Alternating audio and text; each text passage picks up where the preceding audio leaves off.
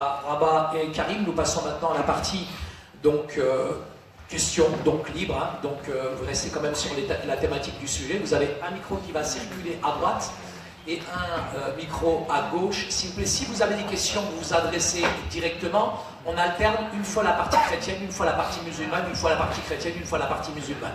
Et donc on alterne. Je ne prends pas deux questions à la suite. Monsieur, allez-y, le micro, vous le rapprochez au niveau du menton, avec vos deux poumons, on vous écoute. Bismillah ar-Rahman ar-Rahim, bonsoir à tous et à toutes. Bonsoir. Donc, je me présente, Monsieur Benader Abdelkader. Je m'occupe d'une association musulmane depuis plus de 35 ans et je fais partie d'un groupe interreligieux aussi depuis des années. Et ce soir aussi, j'ai une réunion avec nos amis et frères chrétiens de la communauté de Tara, à 70 km de Lyon. Donc je suis venu en compagnie de mes deux sœurs et de ma nièce. Bravo pour votre travail. Et j'avoue que c'est un travail très difficile. Et j'ai beaucoup d'admiration par rapport à ce que vous faites. Karim, je le suis régulièrement. Je remercie le frère Manuel, le frère Rémi, le frère Karim, Saïd et Rabat d'avoir ce courage. Et j'apprécie beaucoup votre façon d'intervenir avec beaucoup d'humour. C'est un combat avec beaucoup d'intelligence et du respect.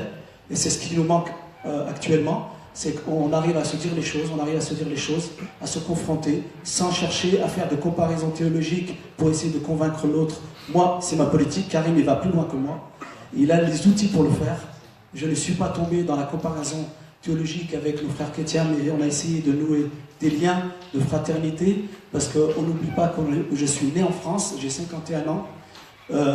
J'ai été dans une école catholique depuis tout petit. Et c'est notre culture, et une culture elle est propre à chacun. On hérite de culture de nos parents, d'où qu'ils viennent. Et en ce moment, il va falloir qu'on assume notre histoire, on assume notre culture, nos convictions, que ce soit catholique, chrétien, protestant, laïque, ce que vous voulez, qu'on ait l'intelligence de vivre ensemble avec beaucoup d'intelligence et de respect. Et surtout, ne pas essayer de convaincre l'autre. On est tous convaincus de notre croyance. Et ayons l'intelligence de vivre heureux ensemble et de satisfaire notre Seigneur qui est le même pour tous. Merci. Merci beaucoup, messieurs. En fait, s'il vous plaît, si on peut préparer une question pour nos amis musulmans maintenant. Uniquement une question pour nos amis musulmans en attendant les réponses. Juste pour vous dire, là on fait de l'apologétique, c'est la défense de la foi, mais on est d'accord et on est tout à fait conscient que c'est bien de faire aussi du dialogue interreligieux sans vouloir se convaincre, que c'est bon de passer du moment ensemble et on peut continuer à passer même des moments avec vous. Si vous êtes sur Lyon, nous aussi on est sur Lyon, on n'est pas toujours dans ce mode-là et c'est aussi très sage de tisser des bonnes relations parce que quand on a des bonnes relations, on peut aussi se parler sincèrement. Voilà. Merci. Question pour nos amis musulmans, s'il vous plaît, merci. Bonjour. Oui, merci. Monsieur, s'il vous plaît, merci. J'ai eu la possibilité d'entendre un de ces débats il y a quelques temps et d'entendre Hamid Dida, je ne sais pas si je prononce bien son nom, et je vois que Karim, vous avez la même façon d'attaquer les chrétiens et la Bible, et de ce que j'ai entendu de ce que disait cet homme, ce maître musulman, il disait simplement que la Bible c'est un ramassis d'erreurs, de choses mal écrites qui se contredisent, etc. Et à partir de là, je n'écoute plus la personne qui fait référence à la Bible, puisque normalement tout y est faux. Donc je ne devrais même pas vous poser cette question, mais je suis sincèrement intéressé par votre avis sur ce passage que vous avez cité. Il y a deux passages que vous avez cités et j'aurais même deux questions. Il s'agit de cette femme qui est allée pour puiser de l'eau et qui dit à Jésus: où êtes-vous, vous adorez sur cette montagne ou sur une autre? J'ai cru comprendre que cela voulait dire en réponse de Jésus que le temps viendrait où les vrais adorateurs de Dieu n'adoreront plus ni dans une mosquée, ni dans une église, un temple, ni dans quoi que ce soit, mais que les vrais adorateurs adoreront Dieu en esprit et en vérité. Et j'aimerais vraiment avoir votre interprétation de ce que c'est en esprit et en vérité. Et la deuxième question, c'est que vous faites référence à ces faux miracles de l'antichrist ou de l'antéchrist, donc la même personne, et j'aimerais savoir comment vous distinguez entre les vrais miracles de ceux qui sont de Christ, et je sais aussi que les frères musulmans pratiquent des miracles. Et c'est merveilleux. Mais quelle différence entre les vrais miracles des vrais partenaires de Christ et ceux qui sont de l'antichrist? Comment on va distinguer, puisque les miracles se ressemblent? Comment vous faites cette distinction? Un grand merci, monsieur. Deux bonnes questions. Oui. Alors, tout d'abord, on n'attaque pas les chrétiens. Comme Paul, Pierre et les autres, quand ils allaient dans un endroit pour débattre avec les Juifs, ils prenaient les Écritures pour leur prouver que Jésus était le Messie.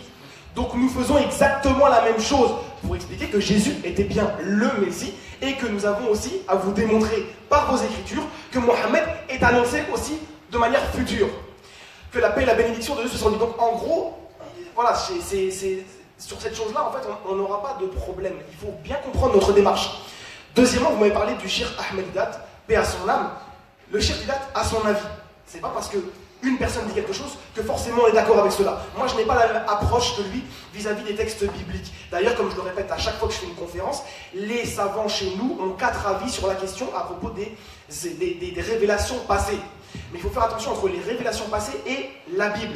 La Bible, comme je vous l'ai dit, nous, en fait, on ne la reconnaît pas en tant que telle, puisqu'il y a des choses qui sont venues s'ajouter après le message des messagers, comme tout le Nouveau Testament après les évangiles, par exemple. Donc c'est pour vous dire que ce n'est pas un avis tranché. Il en existe 4 et chacun a ses arguments. Et de toute façon, on essaiera de traiter ça dans une autre thématique, si vous voulez, il n'y a aucun problème par rapport à ça. Vous avez cité donc la Samaritaine. Le cas de la Samaritaine en disant que plus tard, en fait, de manière prophétique, eh bien, on va adorer en esprit, etc. Pourquoi est-ce qu'il a dit cela? En fait, il a dit cela, on va dire pour 2 choses. Tout d'abord, c'était une Israélite. C'était une Samaritaine, mais Israélite. Attention, souvent les chrétiens font l'erreur. C'est une Israélite qui se réclame de son ancêtre Jacob. Elle sait que, comme elle le dit, le Messie va venir.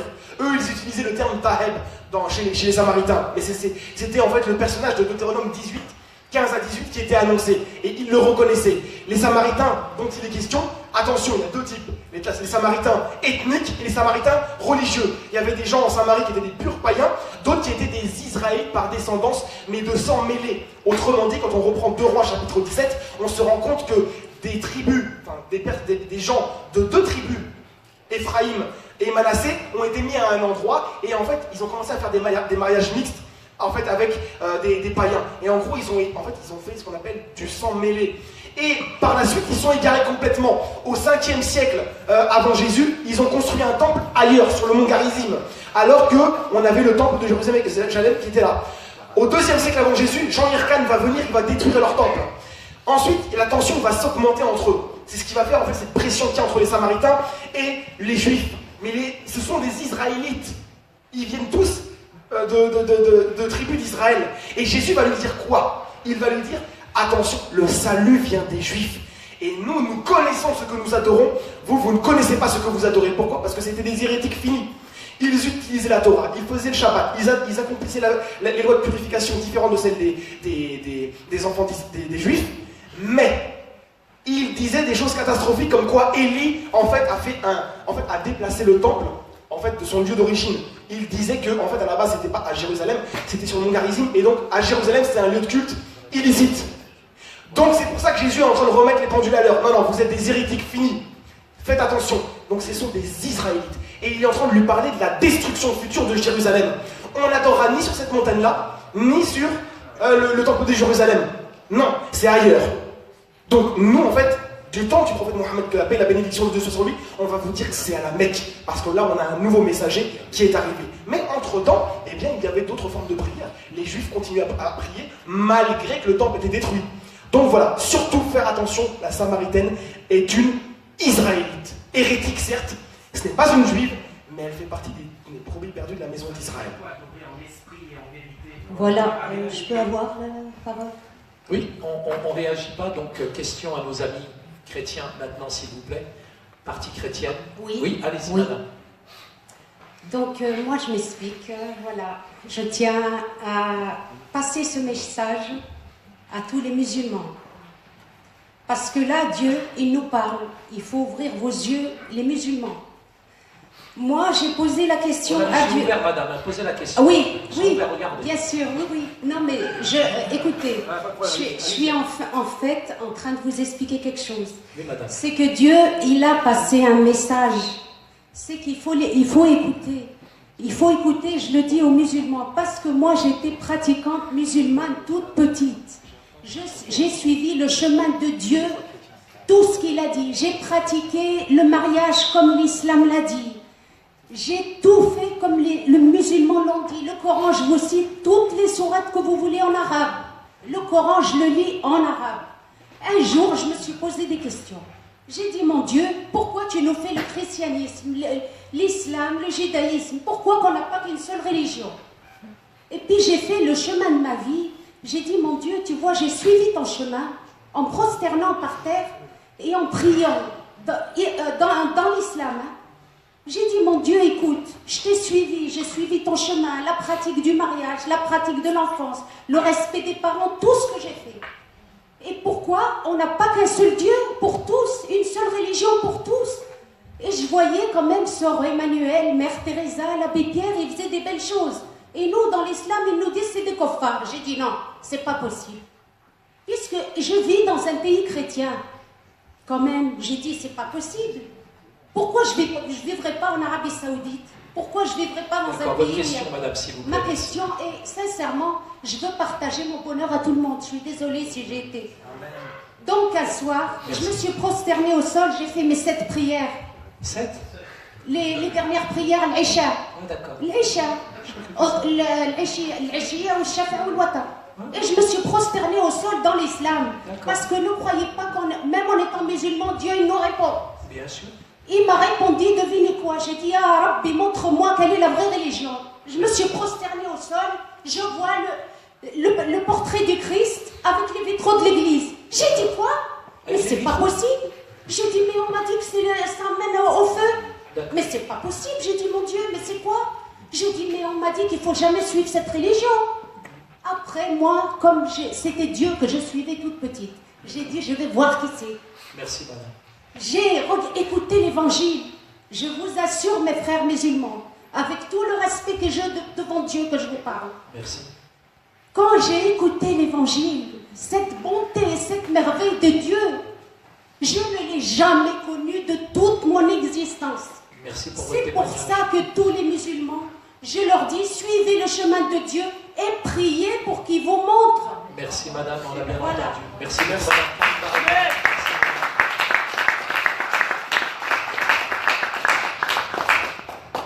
Encore une fois, on entend des amen très forts, très appuyés. Amen. Vous savez que il y avait la même chose en fait dans les actes des apôtres, où en fait il y a des gens qui criaient très fort pendant 2 heures. Artémis Akbar, autrement dit la grande Artémis. C'était des païens qui adoraient Artémis. Et eux-mêmes, ils faisaient que répéter très fort des mots, mais qu'ils ne comprenaient pas. Ils viennent dire Amen sur une fausseté. Je jure par Allah subhanahu wa ta'ala que vous n'avez jamais été musulmane, et je vous le dis avec le plus grand respect. Comment vous avez été trahi par vous-même quand vous avez dit qu'il y a 7 prières en islam? Jamais de la vie. Il y en a 5, point barre. Il n'y a pas de Isha. Il n'y a pas de Isha et Shifa al-Watar. Non, absolument pas. La dernière prière, c'est une prière. Et qui est faite de 4 rak'at. Et ben vous en avez fait 7, bah, c'est une chose qui n'existe pas en islam. Je vais terminer. Vous m'avez dit, regardez, vous m'avez dit que ce sont... Écoutez madame. Vous connaissez la vérité. Non, madame. Écoutez, madame. Madame, laissez-le Là, parler. Vous êtes écoutez, gentille, madame. S'il vous plaît. S'il vous D'accord, plaît, très bien. madame. S'il vous plaît. D'accord. S'il vous plaît, madame. Ne tapez pas, on n'a rien fait, on est gentil, on est venu de Paris, madame, s'il vous plaît. Madame, s'il vous plaît. Il ne faut pas, Vas-y, Karine. il ne faut pas faire de fanatisme, madame. Il n'y a pas de problème. On vous écoute et on vous a laissé. Merci, Non, Karine. on vous a Merci. laissé parler. Vous nous avez fait une catastrophe théologique en nous disant qu'il y a 7 prières en islam. Vous êtes, en fait, Dieu vous a dévoilé sur place. Stop. Est-ce que c'est possible d'avoir le micro 2 secondes? Je veux juste vous dire une chose. Vous avez dit, Merci. Amin. Vous avez dit, je n'ai jamais lu une aussi belle chose dans l'évangile que ce qui s'y trouve. Et vous lisiez le Coran auparavant. Attention, s'il vous plaît, laissez-moi terminer, un peu de respect. Je vous ai écouté entièrement. Attention, parce que dans l'évangile, Wallah, je vous laisse jusqu'à la fin des temps pour répondre à cette question-là. Où sont les droits des femmes, des enfants et des animaux? Vous avez dit, c'est la plus belle chose que j'ai lue. La femme cananéenne. Quel était son droit de ne pas avoir un seul mot? Quel était le droit des animaux? On les a tués.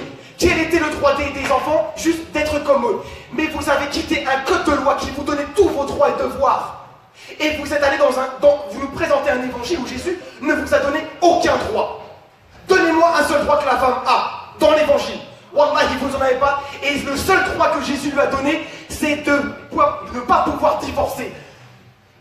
C'est tout ce que vous avez. Un grand merci, Karim. Un grand merci. Merci, Karim.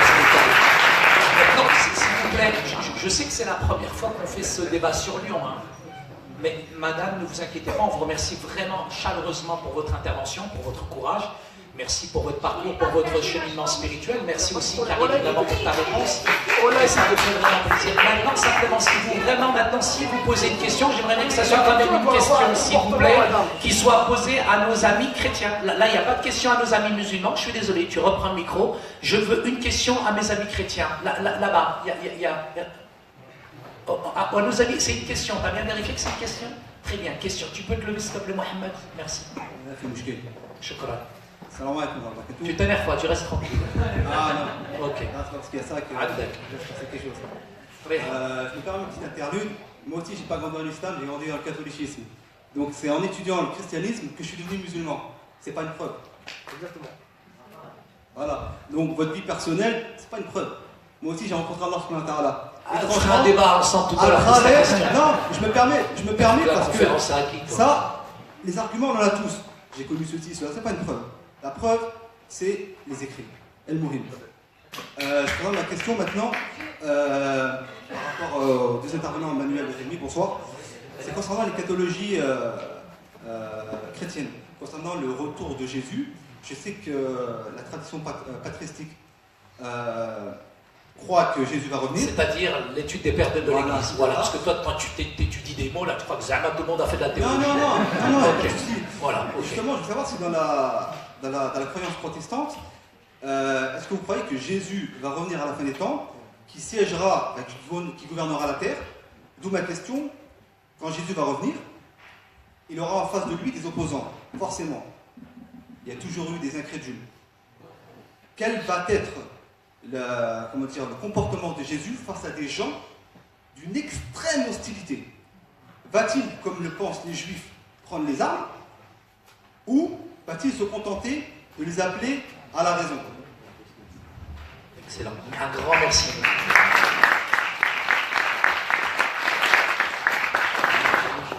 Je vais laisser répondre Rémi, mais là c'est pareil, parce que Karim, vraiment c'était affolant quand même. La dame, elle te parle d'amour et oh, tu l'as incendié, un truc de ouf, franchement ça m'a choqué. Oui, il l'a pas incendié. Si, excuse-moi Karim, pourtant franchement je te suis, je t'aime bien. Monsieur, il faudrait juste nous dire qu'en fait tu étais chrétien, à quel point tu as rencontré Jésus et après tu es devenu musulman, il faudra nous dire ça tout à l'heure, ok? Non mais juste pour savoir, parce que chrétien c'est facile, hein, on peut dire chrétien. Ça va, je vais bien. Non mais chrétien, ça veut pas dire, s'il n'y a pas de barbe et il n'y a pas de kippa, ça veut pas dire chrétien. Hein. Il y a des gens, ils sont athées et ils n'ont pas de barbe, ils n'ont pas de kippa, mais c'est des athées, c'est pas des chrétiens. On attend votre réponse, les chrétiens, merci. Ok. C'est important. Ah, j'aime bien, là, ça chauffe, ça, c'est bien, là, maintenant. C'est beau, ça. En fait, ta question, elle est bonne. Excellente question. Et elle est légitime. Comment est-ce que Jésus va réagir? Okay. Donc en fait, je vais être obligé de répondre par les textes, parce que tu disais que c'est les textes qui... Bon. Alors j'hésite entre quel texte te dire. Écoute, Marc, ouais, je vais prendre Marc 16, encore une fois. Marc 16. Prends ton temps. Ouais, non, il faut apaiser là un petit peu, non? Il faut apaiser. Non, mais je sais que tout le monde va bien.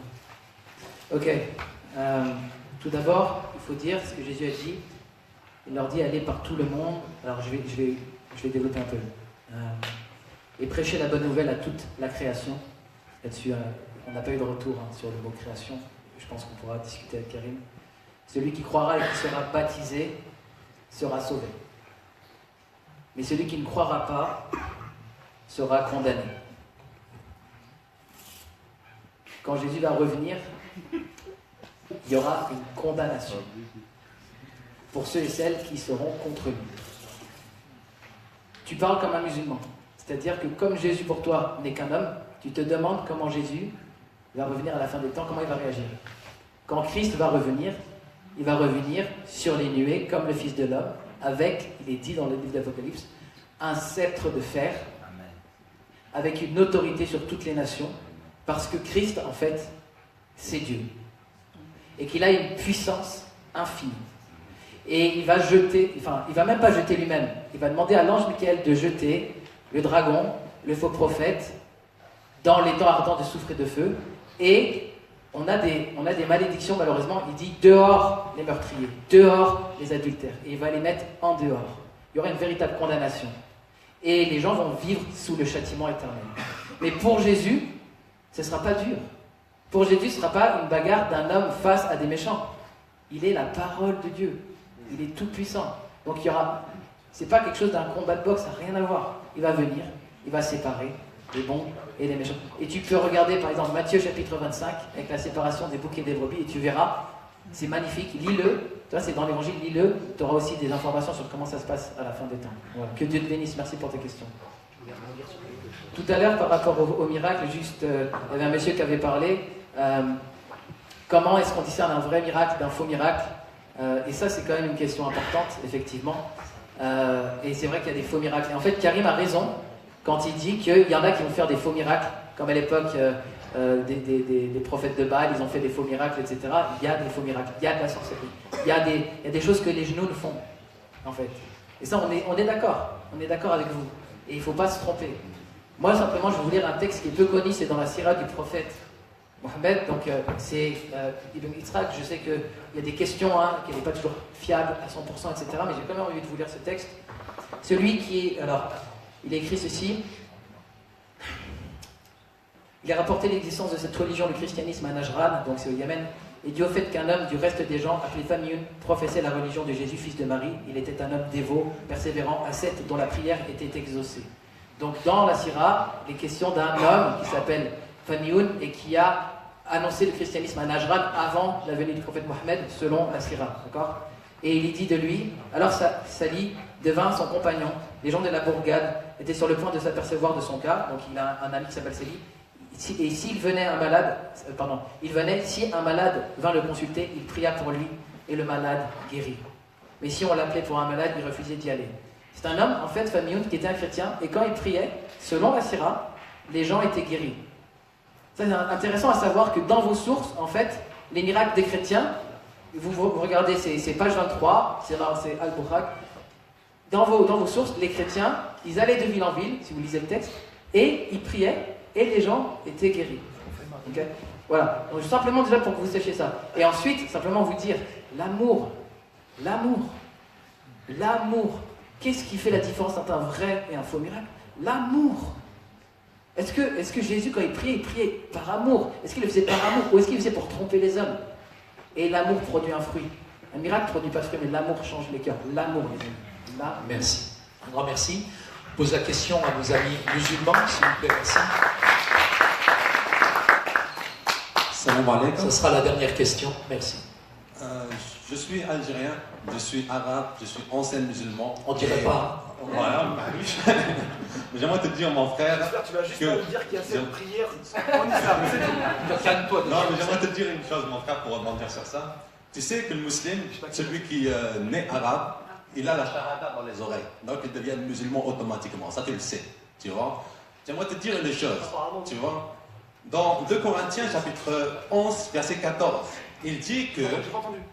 2 Corinthiens, chapitre 11, verset 14. Il est dit que Satan se déguise en ange des lumières et donc il est capable de tromper, n'est-ce pas? J'ai vu ton témoignage, mon frère. J'ai vu que tu as été converti par rapport à un lampadaire. Il s'est allumé, n'est-ce pas? Mais j'aimerais te dire que tu n'as pas accepté la véritable lumière. La véritable lumière, c'est l'amour. Et lorsqu'on lit le Coran dans la sourate 9, verset 29, tu es Oktulu, tu vois? Ceux qui ne respectent pas l'islam, ceux qui ne respectent pas Allah et Mohammed, n'est-ce pas? C'est marqué. Donc, si maintenant on voit que Dieu dit de tuer quelqu'un, et on met la comparaison en fait avec le message de l'évangile, dans Matthieu chapitre 5, bénis ceux qui te maudissent, prie pour ceux qui te persécutent, etc. Lequel se rapproche plus de Dieu alors que Dieu est amour? Maintenant, moi j'aimerais te dire que dans Daniel chapitre 7, verset 13 à 14, et dans Apocalypse chapitre 5, verset 9 à 10, il est marqué que Jésus-Christ, c'est celui que tout homme, toute nation, toute langue va le suivre. Mohammed, c'était pas lequel. D'ailleurs, mon frère, dans la sourate 69, verset 44 à 47, il est dit que si tu faisais des faux messages, alors Mohammed, tu aurais la horte coupée. Comment il est mort, Mohammed, empoisonné. Alors mon frère, j'aimerais te dire simplement, n'est-il pas l'antichrist et Allah n'est-il pas Satan? Parce que Satan, en fait, c'est un menteur. Et la tariya, le droit de mentir, c'est dans l'islam. Sois béni, mon frère. Merci pour la question. Merci. On est habitué, ne vous inquiétez pas, à toutes sortes de questions. Ça ne nous gêne vraiment pas. Et on répondra avec beaucoup d'amour et beaucoup de délicatesse. Un grand merci, Karim et Rabat, s'il vous plaît. Nous, on n'a pas de problème avec les citations coraniques. Ceux qui ont des problèmes avec cela, ce sont des gens, peut-être des musulmans, qui sont frustrés. Nous, on n'a pas de problème avec cette chose-là. Regardez, vous avez fait une comparaison qui est vraiment catastrophique. Et je me dis, vous me dites, j'étais musulman. Donc on a vu que la dame tout à l'heure avait dit qu'il y avait cette prière. Et là, vous m'avez dit, vous aussi, encore une fois, que vous étiez musulman. Ah, il y avait cette... Je réponds à monsieur. Regardez, vous nous appelez avec amour, mais il faut avoir aussi le comportement. Moi, j'ai pas envie d'être chrétien si on m'appelle de cette manière-là. Tu as raison. Tu as raison. Donc, je répète à ce monsieur. Après, moi, ça n'engage qu'en moi en tant que... J'analyse ce que vous me dites. Vous me dites que... Qu'est-ce que vous me dites? C'est quoi que j'ai... Ah, s'il vous plaît, madame.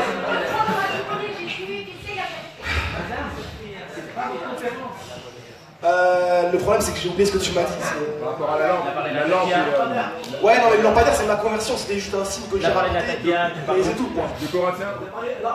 Oui, voilà. Merci, barakallahu fik. Tu as parlé, eh bien, de langue. Voilà, c'est ça qui me fait dire que... Alors, tu étais peut-être musulman, mais en tout cas, tu n'avais pas grande connaissance, avec tout le respect que je te dois. Parce que si tu m'as cité la sourate 69, au verset 40 à 44, et non pas après 47, etc., enfin, parce que tu m'avais cité, eh bien, il faut que tu saches que le prophète Mohammed sallallahu alayhi wa sallam n'est pas mort d'empoisonnement. Ça, non, c'est pas comme ça qu'on parle non plus à quelqu'un qui est... Tu es en train de me dire que je suis un menteur. Laisse-le parler, Rouya. Tu es en train de me dire que je suis un menteur.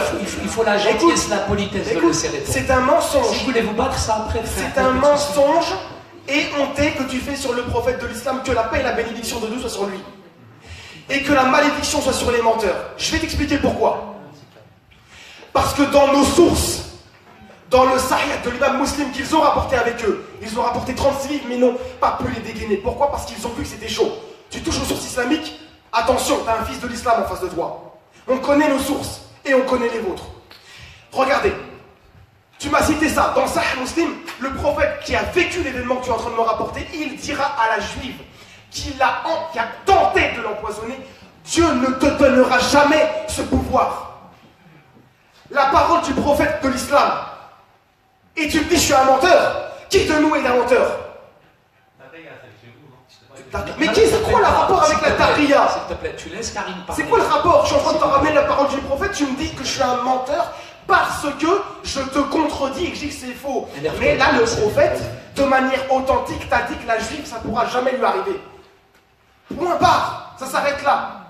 Et tu m'avais dit aussi une dernière chose à propos de l'ange qui peut devenir Satan. Oui, il n'y a pas de problème. Sauf que rappelle-toi de la parole de Jésus. Jésus te dit que Satan ne peut pas détruire son royaume lui-même. Pourquoi? Parce que si Satan chasse Satan, c'est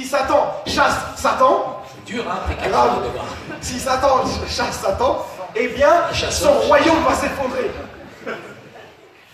L'ange Gabriel, qui est venu par le prophète de l'islam, il a rapporté les paroles qui vont tous contre Satan. Au nom du Dieu miséricordieux, etc.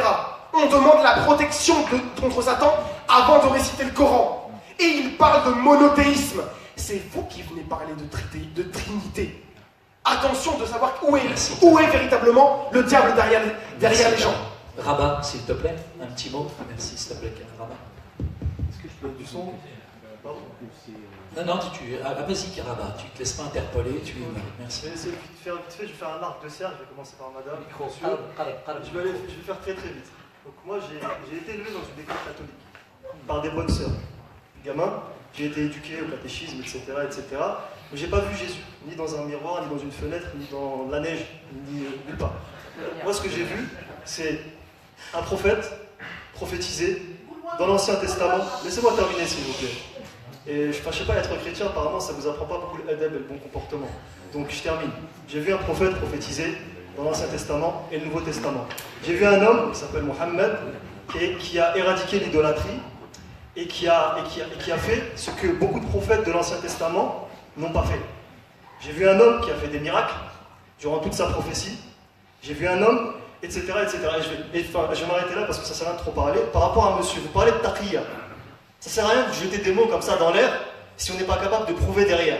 Ce que vous êtes en train de dire en fait, et je vais expliquer aux gens, c'est que les musulmans, dans leur religion, c'est autorisé de mentir.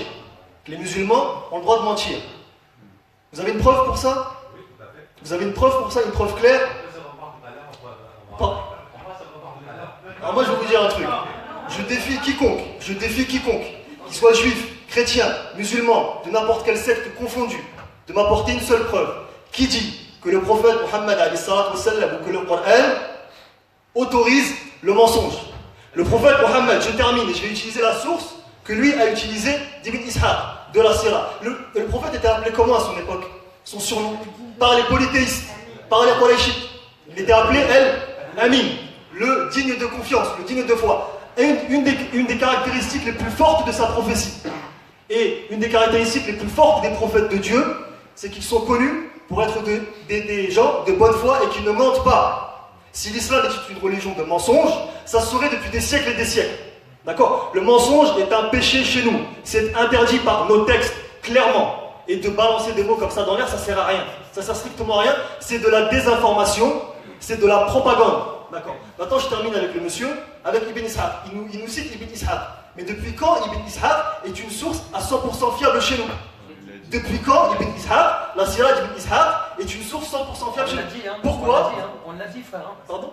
On l'a dit, c'est pas 100% fiable. Tout à l'heure, Ibn Kathir, c'était pas 100%. Mais pourquoi vous l'utilisez alors? Mais pourquoi vous l'utilisez? Il n'y a rien qui est fiable alors. Pourquoi vous utilisez une source? Je termine s'il te plaît. Je peux terminer s'il te plaît? Je peux terminer? Mais il y a Est-ce que je peux terminer? Il y a rien Est-ce que je peux terminer? Termine, il y a personne qui t'empêche. Donc je termine. Si ça n'est pas une source fiable, pourquoi vous prêchez avec un livre qui n'est pas fiable en fait? Je comprends pas. Et vous dites, le gars chrétien qui faisait des miracles, mais quel type de chrétien? Quel type de chrétien? Je termine. C'est des questions rhétoriques, c'est pas des questions que tu peux répondre, d'accord? Quel type de chrétien? Est-ce que c'est un chrétien trinitaire? Quel type de chrétien? Est-ce que le texte précise le chrétien, le disciple du Christ, qui prêche et qui fait des miracles? Non, le texte dit que c'est un homme dont Dieu répondait aux prières. Voilà, c'est ce que le texte dit. C'est pas moi qui le dis, c'est le texte. Et après, c'est une source historique intéressante à savoir. D'accord. Je vais pas prêcher à partir Je de termine ça. mon propos et je laisse le micro. Ibn Ishaq chez nous, la Sira d'Ibn Ishaq n'est pas une source à 100% fiable. Elle doit passer au crible de ce qu'on appelle, laisse-moi finir, au crible de ce qu'on appelle la science du hadith. On ne prend pas un livre comme ça en islam, on l'ouvre et on commence à raconter des bobards aux gens. À vous le micro. Merci. C'est les livres que j'ai achetés dans vos librairies, je suis désolé. Un grand merci, un énorme merci. Je tiens vraiment à féliciter chacun d'entre vous pour cette table qui a été magnifique, fantastique. Et remercier particulièrement vous, le public, qui vous êtes vraiment admirablement bien tenu. Et habituellement à Paris, ça chauffe.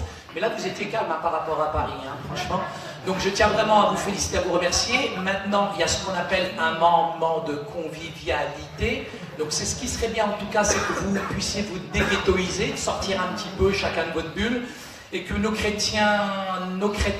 chrétiens et les musulmans puissent se rencontrer, échanger, discuter, etc. S'il y a quelqu'un qui veut la guérison, qui a mal à quelque part, on peut prier pour eux. Merci Manu. Simplement vous demander, s'il vous plaît, nous aurons d'autres conférences. Et on voit que sur la région de Lyon, j'ai l'impression que c'est des conférences que vous aimez. Donc d'ici le mois de juin, on va travailler sur une autre thématique en permission avec le collectif CRRC et nos amis chrétiens de Lyon. Est-ce que ça vous a plu? Oui. Voilà, merci. Donc saluez-vous les uns les autres, s'il vous plaît. et que Dieu vous bénisse. Salam alaikum wa illa liqa wa rabbi ibarakum salam. Juste terminer sur une chose, parce que comme il a rajouté un petit commentaire, c'était juste pour vous dire qu'ils ont fait aussi de la pub pour eux pendant le débat. Si vous voulez voir d'autres débats interreligieux, si vous voulez voir des réponses, des contre-réponses sur beaucoup de choses vis-à-vis de ce domaine-là et des attaques sur l'islam ou autres, vous allez sur YouTube, sur ma chaîne, Karim, espace, Al, espace, Hanifi. Et vous vous abonnez, vous aurez les notifications de chaque vidéo qui sortira. Merci à vous tous, merci pour votre déplacement.